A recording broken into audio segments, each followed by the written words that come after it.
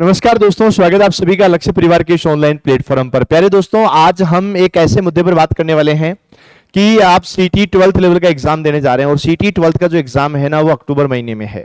अक्टूबर में 23-25 को इसका एग्जाम है। अब केवल 60 दिन के लगभग का टाइम बचा है। इस 60 दिन के अंदर आपकी प्लानिंग है वो क्या होनी चाहिए। इन 60 दिन के अंदर आपको ऐसी क्या क्या चीजें पढ़नी चाहिए कि किस विषय को आपको कितने घंटे का टाइम देना चाहिए। आज हम डिस्कस करेंगे शुरुआत से लेकर के सफलता तक की पूरी जानकारी के बारे में। आप में से आप जो तैयारी कर रहे हैं, आप में से जो कंडीशन है वो अलग अलग स्टूडेंट्स की अलग अलग कंडीशन है।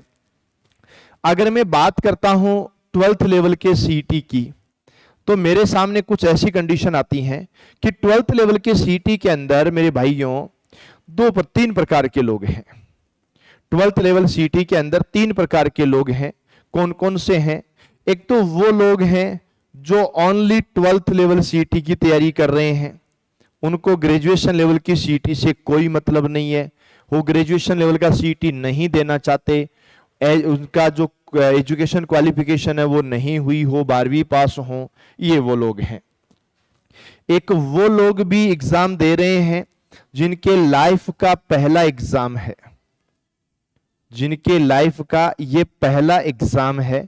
और एक वो प्रकार के लोग हैं जो पहले एग्जाम दे चुके हैं, जो पहले एग्जाम दे चुके हैं, ये ध्यान रखना है।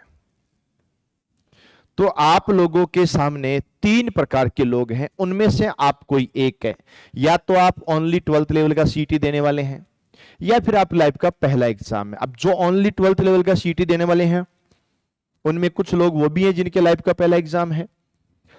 अब हो सकता है कि जो ओनली 12th लेवल का सीटी दे रहे हैं, इन्होंने पहले कोई एग्जाम दी होगी, चाहे वो जेल प्रेरी की हो, वनपाल की हो, पिछले वाला सीटी हो, चतुर्थ श्रेणी हो, बीएसटीसी पीटीटी जैसा कोई ना कोई एग्जाम हो, पर इनको थोड़ा सा कंपटीशन के बारे में नॉलेज है।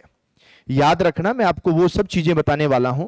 इनको थोड़ा सा कॉम्पिटिटिव एग्जाम के बारे में थोड़ा सा नॉलेज है, और इन लोगों को कॉम्पिटिटिव एग्जाम का बिल्कुल भी नॉलेज नहीं है।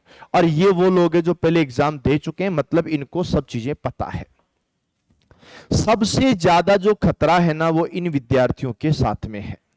इनके साथ में खतरा बहुत ज्यादा है। इन विद्यार्थियों के सामने खतरा नहीं है, लेकिन ये ध्यान रखना खतरों से खाली भी नहीं है। क्योंकि ऐसा नहीं है कि जो लोग पहले एग्जाम दे चुके हैं वो जो इंसान परीक्षा में बैठेगा सबके सब पास हो जाएंगे, नहीं होंगे। सबके सब पास नहीं होंगे। और मैं आपको डरा नहीं रहा हूं, मैं आपको ये नहीं कह रहा हूं कि भाई नहीं नहीं आप फेल हो जाएंगे, पास होंगे ही नहीं। मैं डराने की बात नहीं कर रहा, मैं आपसे ये समझाने की कोशिश कर रहा हूं। आप पहले कंपटीशन एग्जाम दे चुके हो, पुराना सीटी आपका पास है, इसका मतलब ये नहीं है कि नया वाला सीटी पास हो जाएगा। आप देखेंगे कि लगभग 23.5 लाख लोगों ने फॉर्म भरा है, 23.5 लाख लोगों ने फॉर्म भरा है। और आप सीधा सीधा ये मान करके चलना कि ज्यादा से ज्यादा कितने लाख हो जाएंगे? 5 लाख, 6 लाख, 7 लाख, 8 लाख, 9 लाख, 10 लाख, इतने लोग ही तो पास होंगे ना भाई। आप ये मान के चलो कि 5 लाख से 10 लाख लोग ही तो पास होंगे, सबको तो पास करेंगे ही नहीं ना। अगर मान लो सभी लोग पास हो गए तो फिर सीटी का तो कोई मतलब ही नहीं रहा ना। अब मैं आपसे फिर कह रहा हूं, ये पास वाली संख्या है। अगर ये पास वाली संख्या है तो 13 लाख लोग फेल होंगे, 14 लाख लोग फेल होंगे, 15 लाख लोग फेल होंगे, 16 लाख लोग फेल होंगे, 17 लाख फेल होंगे, 18 लाख फेल होंगे। किसी परीक्षा के अंदर जितने लोग फॉर्म भरते हैं ना, उतने तो हमारे यहाँ फेल होने वालों की संख्या हो जाएगी। ये आप लोगों को ध्यान रखना है। बात यह है कि आपको अगले कुछ वर्षों के अंदर सरकारी नौकरी चाहिए ही चाहिए। कोई भी कंडीशन में आपको नौकरी चाहिए, तो आप इस लाइन में बिल्कुल भी नहीं आएंगे, आपको यहां आना होगा। अब आपके सामने क्या क्या कंडीशन है, क्या क्या चीजें हैं जो आपको बैक ले जा सकती है। सबसे पहले, आप लोगों की अगर थ्योरी के ऊपर पकड़ कम है, थ्योरी के ऊपर अगर आप लोगों की पकड़ कम है और आप केवल और केवल एमसीक्यूज के भरोसे चल रहे हो, या केवल और केवल पीवाई क्यूज के भरोसे चल रहे हो, तो ये आपकी रणनीति, आपकी प्लानिंग सही नहीं है। आप ओनली थ्योरी, आप ओनली एमसीक्यूज और पीवाई क्यूज के भरोसे ना चलें। आप थ्योरी के ऊपर पकड़ बनाएं। जब तक थ्योरी पर पकड़ नहीं होगी तब तक नए एग्जाम पैटर्न के क्वेश्चन हल कैसे करोगे? केवल पुराने पेपर में आया हुआ क्वेश्चन रट लेने से नए एग्जाम पैटर्न का क्वेश्चन हल नहीं होगा। पहले एक क्वेश्चन आता था, अब एक क्वेश्चन में 4 क्वेश्चन आते हैं, और जब तक 3 क्वेश्चन आपको कम से कम नहीं आ रहे हैं ना, तब तक आप कुछ कह नहीं सकते। आपको कई कई जगह तो 4 लाइनें आ रही है, 4 कथन आ रहे, तो चारों आपको आना चाहिए, तब जाके होगा, वरना नहीं होगा। तो आपको यह ध्यान रखना है। दूसरा, याद रखना है मेरे प्यारे भाइयों, सब्जेक्ट आपके 14 हैं। अब आपके 14 सब्जेक्ट हैं, आपको 40% लाने के लिए कम से कम 7 सब्जेक्ट ऐसे होंगे जो 7 सब्जेक्ट है ना, जो 7 सब्जेक्ट आपके 100% होने ही चाहिए। 40% लाना है तो 7 सब्जेक्ट आपके 100% होने ही चाहिए। कुछ लोग अगर आपको ऐसा ज्ञान दें कि नहीं भाई आप 50-50% कर लो, 70-70% कर लो, नहीं, आपको मिनिमम 7 सब्जेक्ट 100%।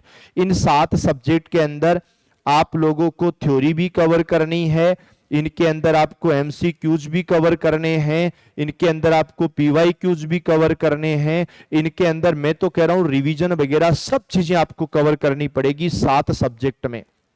और ये 7 सब्जेक्ट वो होने चाहिए जिसमें आप लोगों का वेटेज हो। अगर वेटेज नहीं है और बिना वेटेज वाले 7 सब्जेक्ट आपने ले लिए, जैसे आपने राजस्थान का इतिहास ले लिया जिसका सीटी के अंदर कोई वेटेज, खास वेटेज होता नहीं है।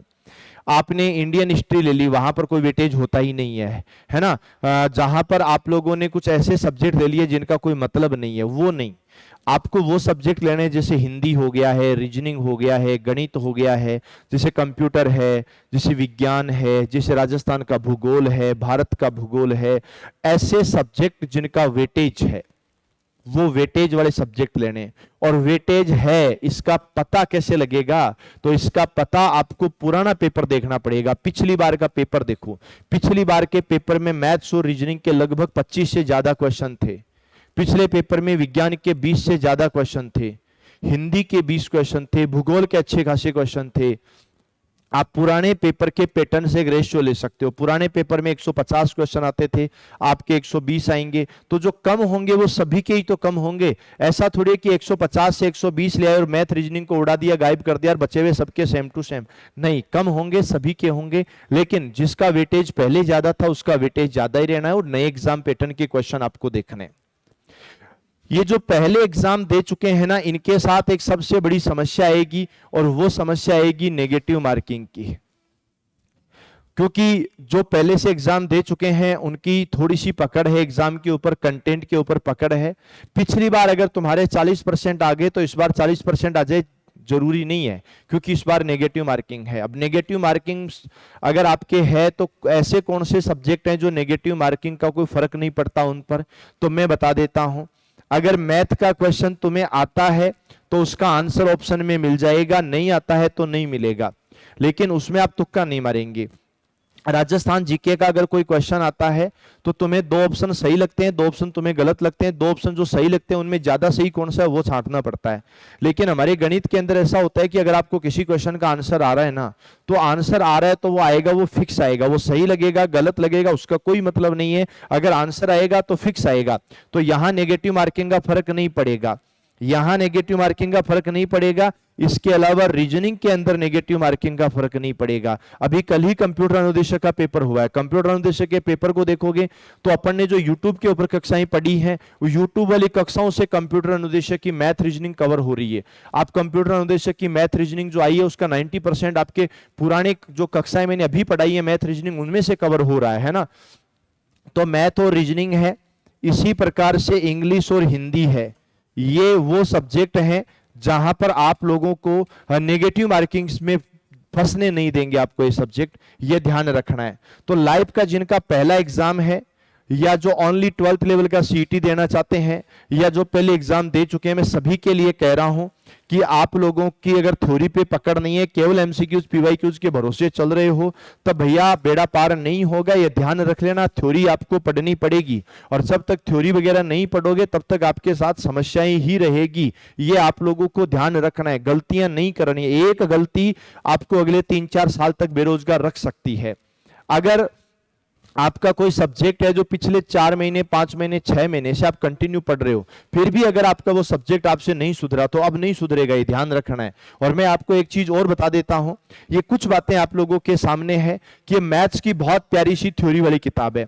इसके अंदर थ्योरी भी है तो इसके अंदर एमसीक्यूज भी है तो इसके अंदर पीवाईक्यूज भी है, सबकी सब चीजें एक के अंदर ही है। इसी किताब के अंदर तो आप लोगों की मैथ्स है और इसी किताब के अंदर आप लोगों की रीजनिंग है। मैथ और रीजनिंग दोनों एक ही किताब में है। सबसे बड़ा इस किताब का फायदा यह है कि सिलेबस के अकॉर्डिंग है, नए एग्जाम पैटर्न के क्वेश्चन है इसके अंदर, और ये किताब आपको लक्ष्य क्लासेस के मोबाइल एप्लीकेशन और आपके नजदीकी बुक स्टोर पर आप लोगों को ये आसानी से अवेलेबल हो जाएगी। ये ध्यान रखना है। ये पूरे के पूरे नोट्स है, कॉम्बो सेट है, 11 बुक्स का है 1599 रुपए में। और एक चीज और याद रखना है, आज आपके 40% बन रहे कि नहीं बन रहे, ये केवल मॉडल पेपर तय कर पाएंगे। और मॉडल पेपर भी नए एग्जाम पैटर्न वाले मॉडल पेपर आपके चाहिए, है ना। 10 मॉडल पेपर आपके सीटी 12th के हैं, 10 आपके सीटी ग्रेजुएशन के हैं, जिसमें ओएमआर सीट साथ में है।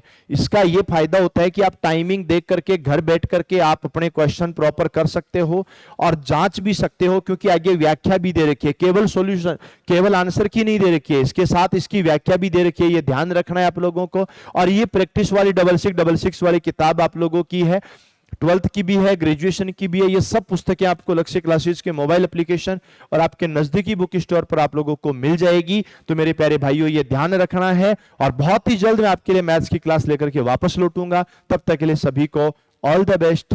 राम राम।